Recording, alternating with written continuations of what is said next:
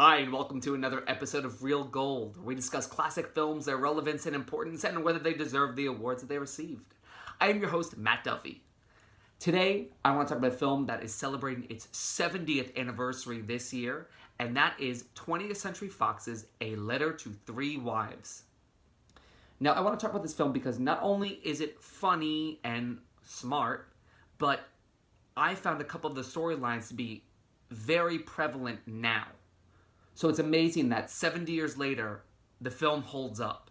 I think it is one that everyone should watch. Not only if you're a fan of classic films, but if you're a fan of the actors, as well as just the storyline. It's a fun, lighthearted comedy with a little touch of melodrama in there. So let's dive in.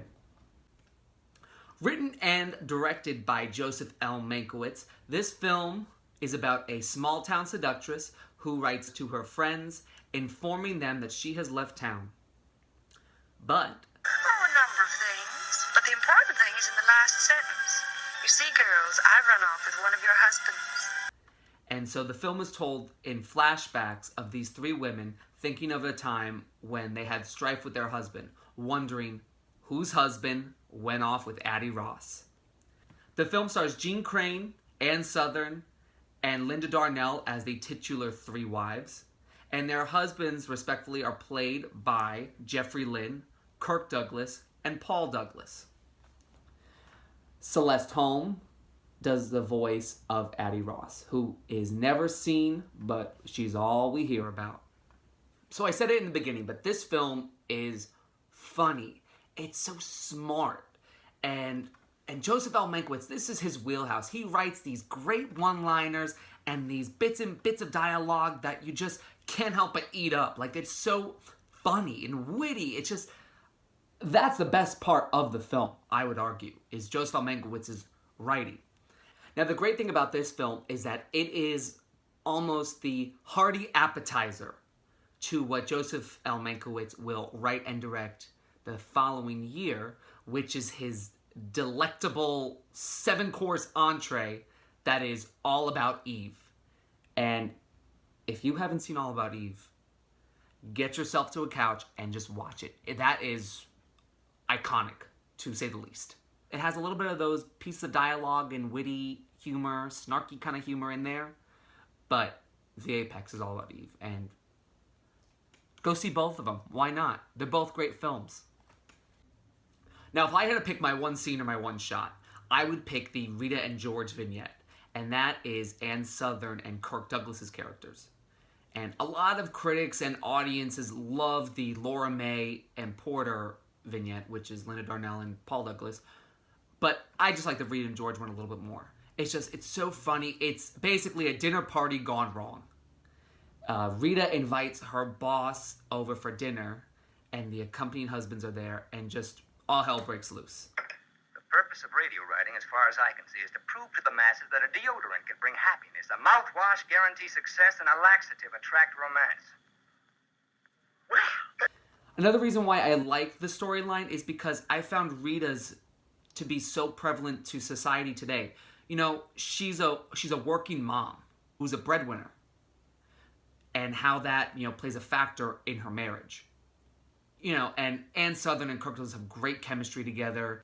I could just picture this happening now in 2019 with a husband and wife arguing about all this stuff. A woman being a breadwinner, a woman having a job and doing well, successfully. I think it's a positive storyline as well as an interesting one to look at, especially through the lens of 1949 America. It doesn't seem like something that would happen, but it is. And also, Thelma Ritter has a great cameo. She's uncredited in the film. She plays Rita's housekeeper. And she just cracks out these one-liners that are just so fun. Melissa McCarthy wishes. This is just a little small bit of what we'll see in Thelma Ritter in All About Eve.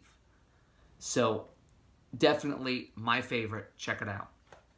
One interesting piece of trivia is that this film is based off of the novel A Letter to Five Wives. So you had actors like Tyrone Power, Maureen O'Hara, Gene Tierney, all being considered for parts. Anne Baxter was cast as one of the five wives, And Joan Crawford was even considered for the part of Addie Ross. Darryl Zanuck said, no, cut it down. So then it became a letter to 4 wives. So we had our 3 actresses and then Anne Baxter. Then feeling that the film was a little too long and they did some kind of rewrites, Darryl Zanuck said, cut it down again. And so they cut out Anne Baxter's character. And that's how we got a letter to 3 wives. Winner is Joseph L. Mankiewicz for a letter to 3 wives. This is a great honor, and I'm deeply appreciative. Thank you. Now at the 22nd Academy Awards, this film did great. It was nominated for 3 awards. It was nominated for Best Screenplay, Best Directing, and Best Picture. So not too shabby, if I say the least. I mean, it's pretty good. And it won 2 of them. It won Best Screenplay and Best Directing. So Joseph L. Mankiewicz walked out with 2 Oscars, which is awesome. And the fun fact is, it's the only Best Picture that year to not have any acting nominations. But the funny part is, 3 of the cast members were nominated that year. Kirk Douglas was nominated that year. Jean Crane and Celeste Holm were all nominated for acting parts. Another fun fact, this is Kirk Douglas's only Best Picture nominee. So, it's funny, looking at his whole career, the only film that's ever gotten a Best Picture nomination that he was in is A Letter to 3 Wives. Which is, I mean, he's a legend, so it's insane to think that. But, a little piece of trivia. Now, the reviews for the film are very positive. You know, Variety says, while the picture is standout in every aspect, there are 2 factors mainly responsible for its overall quality. One is the unique story. Richard Brody from The New Yorker says, despite its emotional intensity, the film is comic, effervescently so, and its magical ending lends wit a metaphysical dimension. And that's another piece of trivia. When the film came out, General Douglas MacArthur actually wrote Joseph Mankiewicz about the ending. He was so enraptured with the ending, he had to write him. He was like, I have to figure this out. All in all, 70 years later, the film holds up. Joseph L. Mankiewicz does a great job writing a screenplay full of witty banter and smart dialogue with storylines that are omnipresent to today's society. You know, some of the stories that he writes about in 1949, women and couples are still dealing with 70 years later in 2019. And it's all thanks to the actors who do a phenomenal job moving the storyline forward to that twist ending, which, I mean, the whole time I was enraptured. I was like, whose husband is leaving with Addie Ross? And when you guys see it, you won't believe it.